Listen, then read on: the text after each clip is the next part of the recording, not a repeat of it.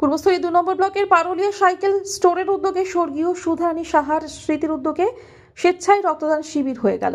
রক্তদান শিবিরে উপস্থিত ছিলেন পূর্বস্থলী থানার আইসি প্রসেনজিৎ চ্যাটার্জি, পঞ্চায়েত সমিতির সহ সভাপতি কালীশঙ্কর ব্যানার্জি, ১১৮ ঘরের রক্তদাতা সুধীর সাহা এবং অন্যান্য সম্মানীয় ব্যক্তিগণ।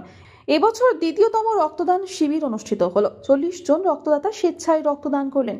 কালনা মহকুমা ব্লাড সেন্টার রক্ত সংগ্রহ করেন। আমাদের এখানে আমার মায়ের মৃত্যু স্মৃতির উদ্দেশ্যে রক্তদান শিবির হচ্ছে। এটা কোন ব্লাড ব্যাংকে হচ্ছে? আমাদের এখানে কালনা মহকুমার আমরা বাসিন্দা এবং কালনা মহকুমা ব্লাড ব্যাংকের আন্ডারে। কতজন হচ্ছে, কতজন টার্গেট আছে? Near about 100। এখানে আপনার মানে কি করে মাথায় এলো এটা?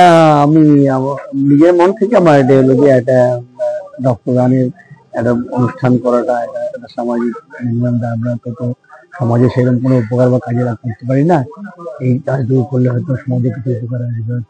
এটা কি এই বছরই প্রথম নাকি আরো? না না, আমরা এটা আজকে 2 বছর ধরে করছি। সমাজের প্রতি কি বার্তা দেবেন?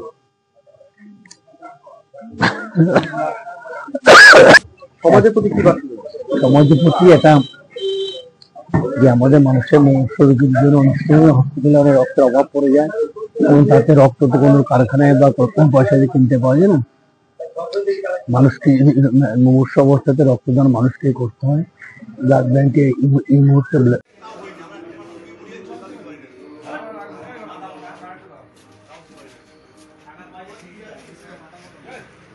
পূর্বস্থলী থেকে অলোক দাসের রিপোর্ট, আনন্দ বার্তা।